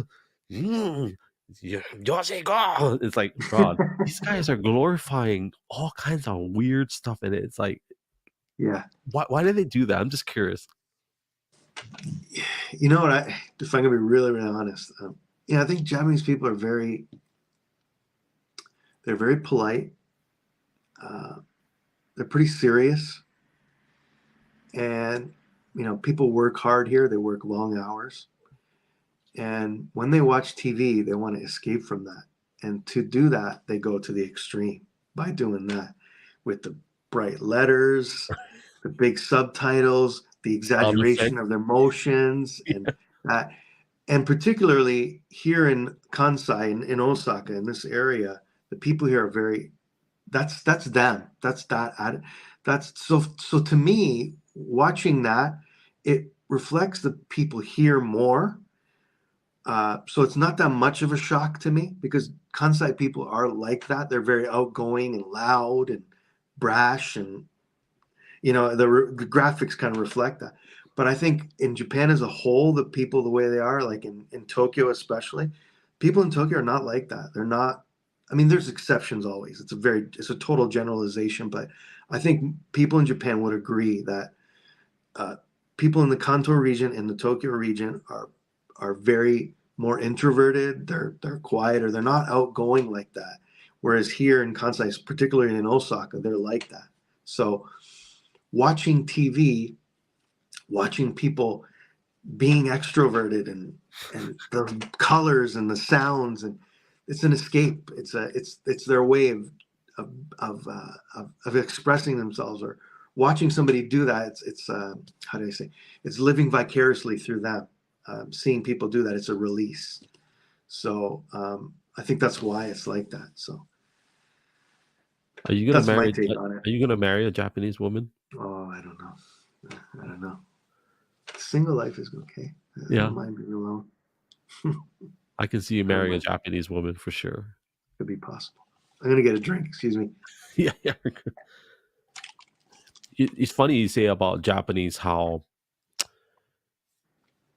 the culture, like, so the polite, traditional, very respectful. I took my wife to this restaurant in Honolulu called oh my gosh, can't remember. It'll come to me. But it was a Kobe steakhouse, a real one. So at the time, there were only 9 restaurants in the United States that were allowed to sell this brand of Wagyu beef. And it was from a prefecture. I forget which one it is. But in order to sell their beef, you have to go through a whole process. And once you get approved, they give you a certificate with a gold seal. Mm-hmm. And then they give you a whole bunch of stuff. So you have to display that in your restaurant. Okay. To prove that you can sell their beef. Yeah, right. This restaurant had 15 seats. 15 seats in it. That's it. Small restaurant. Yeah. Everybody was either from Japan, flown in, and they live in Hawaii, or to that capacity. My wife's plate was 300, and my plate was 200. I had the discounted plate, so it was $500. Oh my god! I brought it was the best $500 I've ever spent in my life. Yeah. The beef was just unbelievable.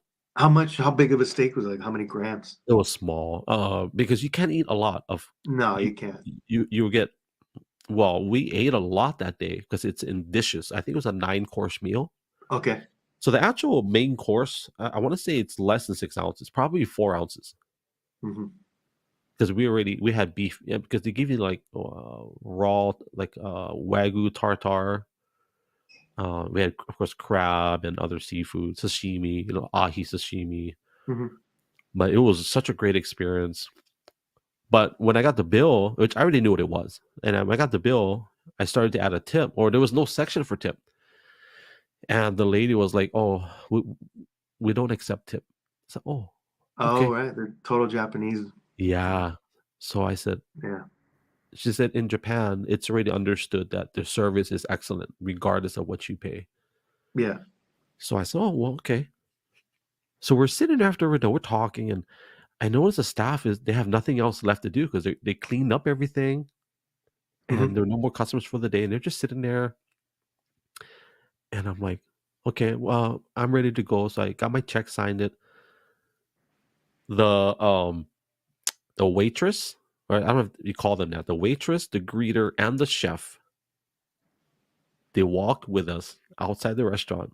And they bow to our car. Wow. They stood there and they bowed and they said thank you. And arigato, right? Arigato. And they watch you leave too? And they watch you leave. Yeah. And I'm like, this is crazy. I'm like, that's such amazing. It was the best meal, best service. Yeah, I would never. I have pictures somewhere. I posted it up, but I'm like, I want to do that in Japan, but not pay $500. Yeah. Yeah. I've never done I've never done it here. So I see the steaks in the department store. They have the crazy Chateaubriand Kobe beef that are like ridiculous, but Is I've it never expensive there experienced. too? Oh yeah, oh yeah. Yeah. I don't even remember how much, but per 100 grams, I can't remember it. I don't even want to say. I'm not sure, but it's. I remember going, oh my god, like how I would never pay that much for a steak. So I never could afford it. So I've only done it twice.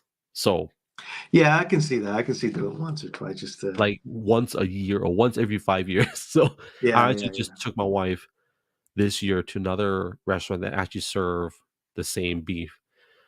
But so there's different grades. So you have A5, hmm. but then there's a marbling score. Oh, okay. Yeah, so I think the higher I think, don't quote me on this, but I think 12. If it's a 12 marbling score 12, that is the most expensive because of the fat content. Yeah, right, right. So The funny thing is that it's really not satiating. Like you're still hungry. Don't you find you're still hungry after eating it? not that meal. Okay. Not the first one. The second time I was still a little bit hungry, but and I think that's why they did it as a 9-course. By the time you got I see. it was already full. Okay, yeah. And they brought out palate cleansers, so you were able to enjoy the actual taste I of it. see. Yeah. Because I remember even talking to the guy who ran a Wagyu restaurant. I'm like, I was honest with him. I said, I don't understand the allure of Wagyu. Why people are so, why people enjoy it. Because I said, when I eat Wagyu, I'm never satiated. I always want to eat more, and I'm always hungry after. He's like, yeah, you're right. He was the guy who ran the restaurant. He's like, yeah, you're right. But that's probably what keeps them buying more and more, is that it's not that satiating. It's not like a big porterhouse steak with no fat. It's like, you eat 250 grams of that, you're like, oh my god, not enough. If we ever get a chance, I want to take you one day. So I think there's 3 ranchers here in the US that they got that Japanese Wagyu. The certificate to do it? Well, they got the approval or whatever it is. I don't know how they did it. So they got the breed to breed with an American Angus. I see. So you have the fatty of the Japanese Wagyu with the beefy, meaty of the American cattle. So you have the best of both. Now you've got a steak that's not too predominantly fatty, but a lot of fat, but also a lot of meat within the fibers. And it is some of the best steak I've ever had. I think I'd rather have that than Japanese Wagyu. Me too. Yeah. And the funny thing is you can't find a steak like that here. Like that kind of meat is like the lowest quality. Like it's the cheapest one. And you won't find a nice cut of that in a department store. It's all the marbled Wagyu. So I'm like, if I want to have a normal red meat steak with no fat, I have to look pretty hard. And even when I do, the cuts aren't very nice because it's the strap. It's like the lowest quality. So, and they usually cut it in like here people eat meat in the servings like Korean barbecues. The little square pieces. You don't eat steak so much. Only the Wagyu like that. But with the Korean barbecue, that's how you eat your red meat without the fat. That kind of serving. But I would guess that they eat it with a lot of side dishes as well, right? Like vegetables, pickled vegetables, and rice. Yeah, right. Yeah. Small dishes and several of them. Yeah, that's right. So, what is your favorite? Since you've been there so long, you've had the wealth of dishes to eat. What is your go-to dish that you could eat every day or every other day? Or go-to dish? Well, I love sushi. I mean, nothing like and to be honest, I'm not even picky with the going to a formal place. Nothing like going to a conveyor belt sushi and just boom, boom, boom, just eating like crazy. I love that. I love it. I love the atmosphere of it. It's just so relaxing. Going to conveyor belt sushi. It's my favorite. We're best friends. We're best friends. Actually, you and my wife would be better. Like, even here, here's a funny thing about here. So, in Hawaii, if I have a sushi restaurant, I don't have anything but Japanese food. If I'm Chinese, I only have Chinese food. That's in Hawaii. They still have that separation of culture with the food that you make. Korean predominantly still do Korean, but sometimes you usually find a few Korean restaurants that have sushi. Because it's a moneymaker. I get it. But here in Oregon, I would say 95% of Japanese restaurants are not Japanese owners. They're Chinese. Oh yeah. That's like my hometown in Canada. It was Korean or Chinese. Yeah. Are the owners. So. And it's so bizarre for us. So when we eat, here's the here's the bonus to that. When we get sashimi from a sushi restaurant here, they don't know how to cut it. So guess what they do? They just cut it fat, and we get big pieces. Oh, that's right. Yeah. Japanese legit, when they cut, they do the perfect cut. Yeah. Right. The restaurants here, it's so bizarre. I love it because they don't know how to cut it. So just cut big chunks, and they give you a whole bunch, and it's like. That's right. Yeah. There is one guy here that does that. I don't know if you've ever seen on Street Food Asia. They show that guy from Osaka. He torches food here with a burner. You did that live, right? Yeah, no. I did a clip, a reel of it. That guy, he does it like that. He charges a lot for the plates, but he doesn't cut it nicely. Yeah. But you get big slabs of sashimi for about $25 but you get a big serving of it. So, but that's one of the few places. The other places are just like you said, they cut it nicely and properly, like a very equal amount and size. But he just like boom, boom, boom, boom, boom, throws it on a plate, and you got a huge plate of sashimi. So, yeah. So when he does that, he dips his hand in ice water, right? Is that right? Yeah. Yeah, it's so bizarre that he does. That's I gotta stream. I've never streamed it. I don't think I have ever streamed it. I've only made clips of it. I got to do that. That's one. I should have done that during the pandemic, but I just never got to it. But now the lineups are insane, like because the tourists are back. So, but I got to do that. But it's not going to be easy because there's just too many people around. But. You got to go to Heroes Sushi. I think that's.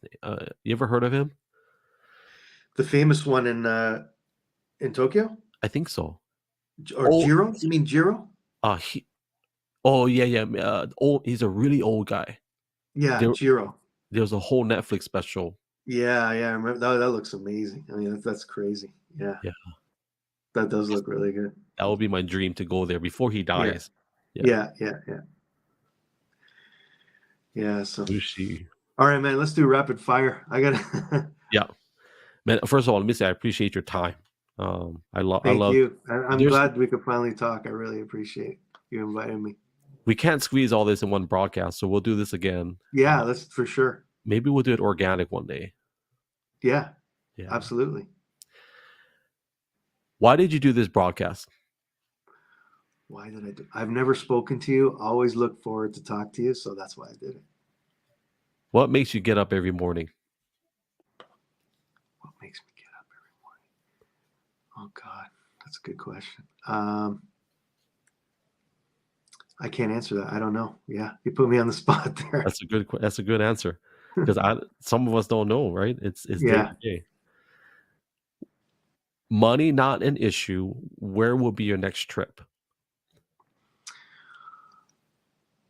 Antarctica. On a nuclear powered icebreaker. That would be my next trip. Yeah. Wow. That's one of the best answers I've heard. Yeah, that's always one. I looked into it. I was going to do it, but it was like 15, 20 grand or something like that. So the earthquake that you were in on the moped, were you afraid? Absolutely. 100%. Didn't know what was going on. I was afraid. Yeah.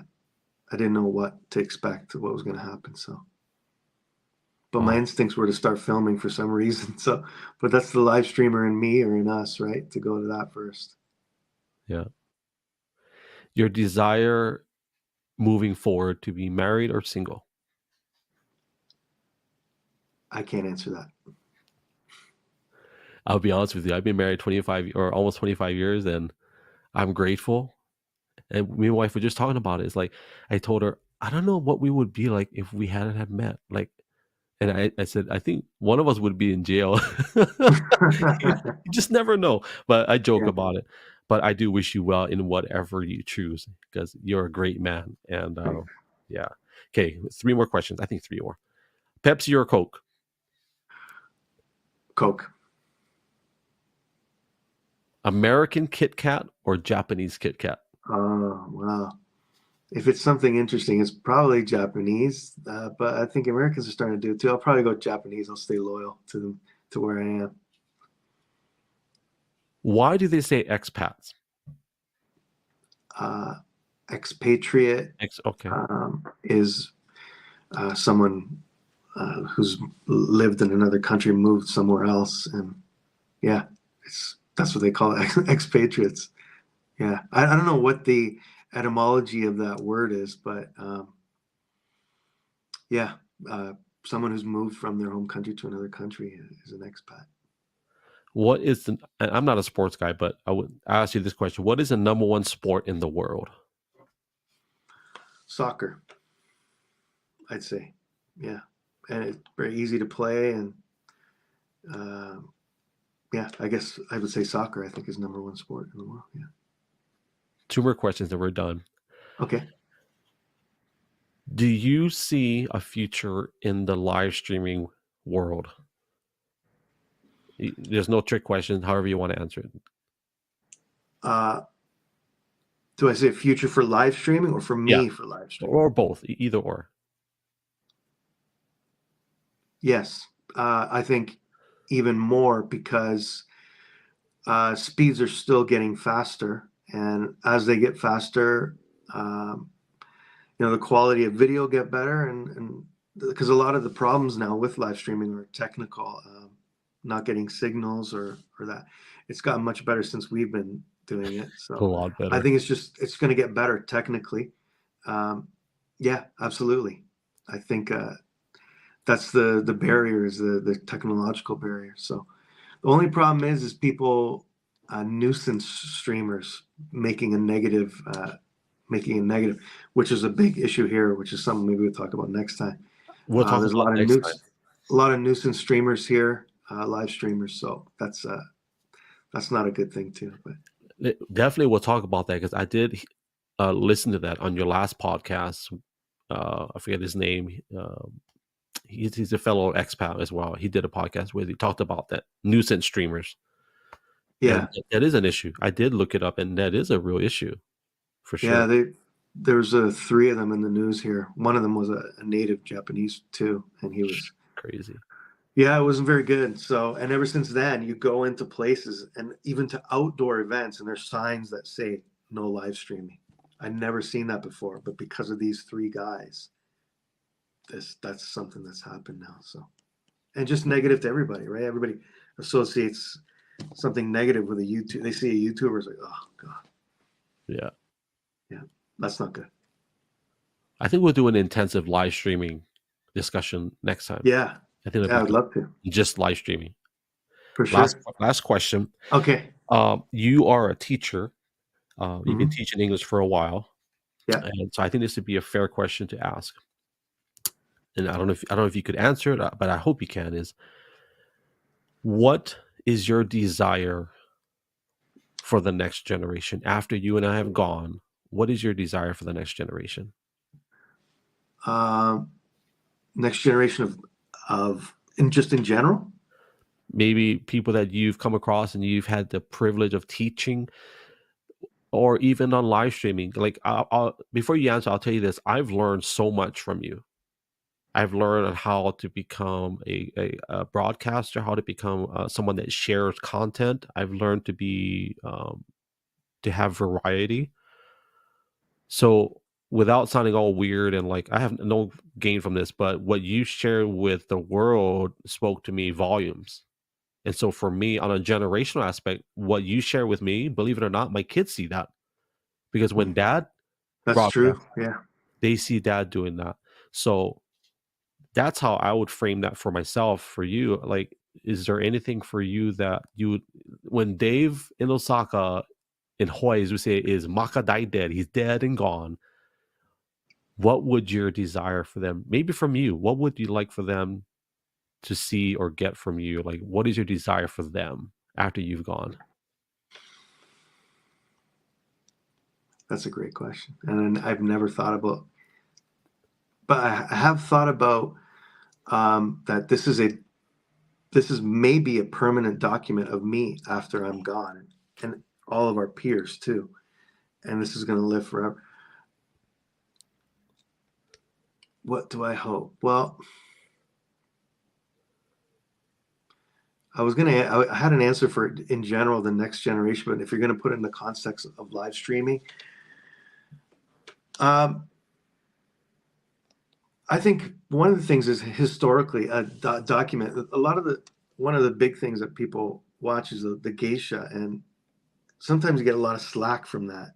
People say it's like paparazzi and I'm invading on people's privacy, but I think also it's a historical document of these girls, these ladies who are doing this, and in the future you can look back on this and you can actually see the girls walking. Oh, she was working there.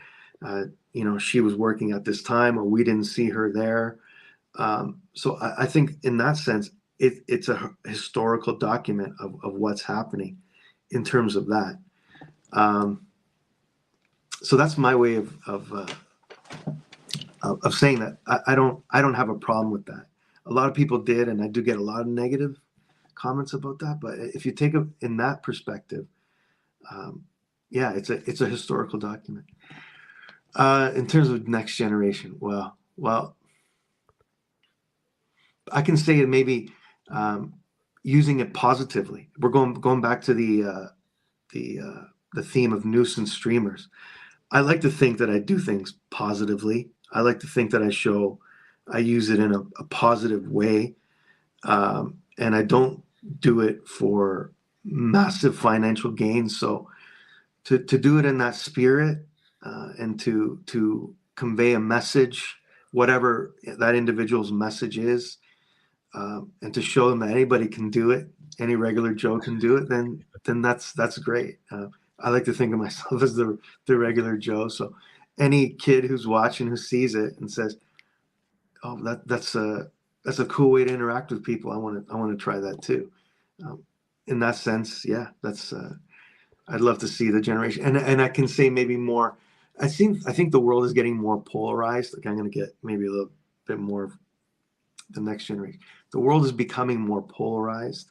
Yeah. I see that especially in the United States and even in the world, the rest of the world. Right wing and left wing are becoming more extreme. I think live streaming, at least in the way we do it, it is not about those political things. It is about the community of people and human beings enjoying a experience together, regardless of that.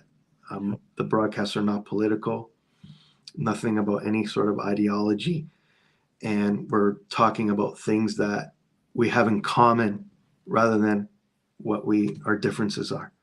And in a time where things are becoming more polarized, that is how we're going to continue as a human race and move forward. So if that little microcosm of a community is what's going to bring the world together and make us think about our similarities more than our differences, then we've done something positive to prevent that polarization from becoming more extreme. We're working against that force. So that's definitely one thing, one bigger role that we play. And I think that our community of people and the people that we know, the role we play for the next generation. So, well, let's do it in 2024. Yeah, let's get it done. Yeah, I agree. And I want to say one more thing. I want to say we lost two people in the community. There's maybe a sad way to end, but I want to say there's two people in the community we lost in Periscope in the past few weeks. a lady named Polly Scopes. She was known as Polly Scopes. She was from Boston, I believe, and she passed away a couple of weeks ago. Can you tell me how to spell that? I'm going to put it on the screen so we honor them. Polly, and then Scopes. Is that one word or two words? Yeah, altogether one word. She passed away, and I think it was a couple of weeks ago, and I'm really sad to hear about that. What's the other one? And another one we just lost recently, the past few days, was Melanie Fay. Her name is Melanie Fay 61. I believe it's 061. I don't know if it's just Melanie Fay. 61 or 061. She was from the UK, and she passed away just, I think, in the past week. So Melanie is it F-A-Y? F-A-Y. And 063 perhaps? 061. 061, okay. Or 61. I can't recall which one, but yeah. So just a little shout out to them, and that was very unfortunate to hear that about them. But. So I put them up on screen just to honor them. Polyscopes 223 or 20. I just put 2023 for the year that they've gone. Yeah. And Melanie Fay 061. She passed. Yeah, I think it's 061. So. Well, we'll honor them. Yeah. The wisdom of Dave in Osaka. What if I told you that the left wing and the right wing belong to the same bird? Well, we do. That's the thing that people don't realize, is that we do. And and it's the perspective is that we don't. And that's the problem with the world. Yeah, you're exactly right. Yeah. The wisdom of Greg Lopez, right back. No, I cheated. Oh, did you? There you go. Hey, whatever. I won't take credit Came from your mouth. Yeah. I'm just a messenger. Yeah. Man, I appreciate your time. I know our viewers enjoy your time. I'm going to do my goodbyes and all that stuff, Dave. And then once the live ends, you and I will be in the back office. And I just want to say some of my last words for you and all that. So. Okay, I'm right here. Thank you, everybody watching. Thanks for inviting me, Greg. We'll do it again for sure. Man, I just want to say we appreciate you. We love you. Thank you so much, Dave. Anybody that is not a follower of Dave in Osaka, that's his name. If you didn't know it, it's been in the top right of your screen for the past, 1 hour and 58 minutes. You're awesome, Dave. What the heck? I love you, bro. My heart is full. So if you're not following Dave in Osaka, make sure you follow him. That is his handle on all social media. Don't discriminate. Follow him on YouTube. Follow him on Instagram, as well as. Are you on TikTok as well? Yeah, I'm not really on there so much. So follow him at least on YouTube and here on X at the minimum, because I think there's a lot of good content, even on Instagram as well. So, family, as I always say, we're just grateful that you're here, that you carved out some time out of your day to be with us. On behalf of Brother Dave and myself, we love you guys. God bless you guys. Ahui ho, aloha, and mahalo.